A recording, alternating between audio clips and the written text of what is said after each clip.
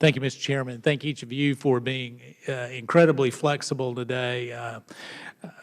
Really, I guess the underlying concern that I have is as we are celebrating the 25th anniversary, is we've got to figure out a way to get off of the high-risk list. It's not a very high benchmark. You know, really, if you look at the components of that, it is just making a real concerted effort. And so I'm looking forward to each one of you putting together a plan to make sure that we can do that. Doctor, let me come to you. I sent you a text, and I want to compliment you.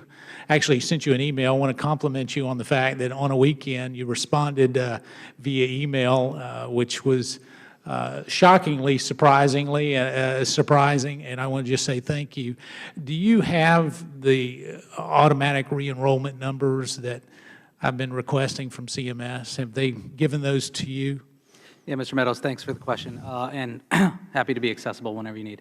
The answer is, I think we're still working on it. That is part of the agency, obviously, that I don't have direct oversight over. My understanding is that you've had numerous conversations with the CEO of the marketplace, Kevin Cunahan, and that they are working on assembling those numbers. I think, obviously, as you know, our focus is certainly on getting the numbers out to you and to the public, but making sure that they are accurate when we do. All right, so what you're saying is you have not seen the numbers for the automatic re-enrollment. You've never seen any totals? I have not, correct. Okay. It's my understanding that we have those numbers, and we've been trying for 60 days to get it. Any reason why it would take that long to verify numbers? I think it's just confirming that the numbers are numbers we can stand behind, making sure that they're good numbers that ought to be released. Again, I believe staff at CMS are in touch with your staff, and obviously you've been in touch with Well, we've been in touch. They have not really been in touch. Gotcha. From a follow-up. It's amazing to me that we can have the response time for those that get recorded messages or wait times for Spanish-speaking operators, and we know that down to the second, or actually tenth of a second, and yet we can't get automatic re-enrollment numbers from CMS. When can we expect those? I don't have a particular timeline. All right. Well, let me go on further because I've got limited time. Let's look at Medicare. You're going from 14,000 lines of code to 68,000 codes in terms of Medicare reimbursement. Is that correct? Are you talking about ICD-10? Yeah, okay. ICD-9 to ICD-10. Sure. So we're going to different codes. Yes. And so doctors and hospitals putting in the wrong code will come out as a improper payment or fraud. Is that correct? Not necessarily. So it really, or improper payment. It may. Obviously the importance of Why would we go from 14,000 codes to 68,000 codes? How could that make it more efficient? Well, first let me say the agency is adopting these codes that are actually established outside of agency processes and with the input of the provider community. In fact, it was really the provider community searching for specificity and the ability to really define exactly what they were seeing in the so they get their payments they wanted. That they could get. But let me ask you. I mean, I went through and looked at your codes.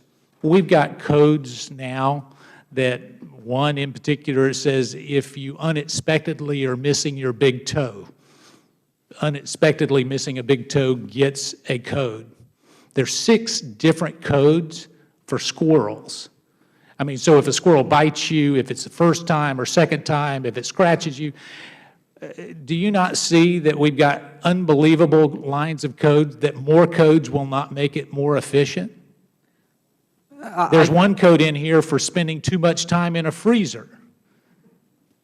I mean, it's incredibly ridiculous. And let me tell you, the physicians that I talk to and the hospitals I talk to are spending millions of dollars in compliance trying to figure out your codes, and yet we're going to increase those by 4-fold? Why would you do that? Well, again, I'd be just careful, and let me just say I believe there's a code for an orca attack as well. There are numerous different kinds of codes. I don't imagine in my own practice to be using that one or many of the others. Well, let me ask you, is a mouse a rodent? Pardon me? Is a mouse a rodent? I assume it is. Well, but you've got a different code for a rodent than a mouse, and I mean, what I'm saying is, it's so complicated, you make it so complicated that nobody can comply. I think to be clear, though, the agency is a recipient of ICD-10, just as other agencies are. We did not invent But you're in ICD-10. control of that, are you not? On implementing that, your program integrity? I know there are actually numerous parts of the agency. I mean, we are actually required to implement ICD-10. I realize the Congress has delayed implementation of that requirement, but at some point we are required to implement ICD-10, and that's meant to, the code design itself is not something that CMS is engaged in. It is really designed to improve both epidemiologic understanding of administrative data, to make sure administrative data really reflects what's going on in the real world clinically, and that providers have had extensive input into these code sets. I don't necessarily disagree with your point, but I think we are as much a recipient of ICD-10 as other agencies that are implementing it across the world.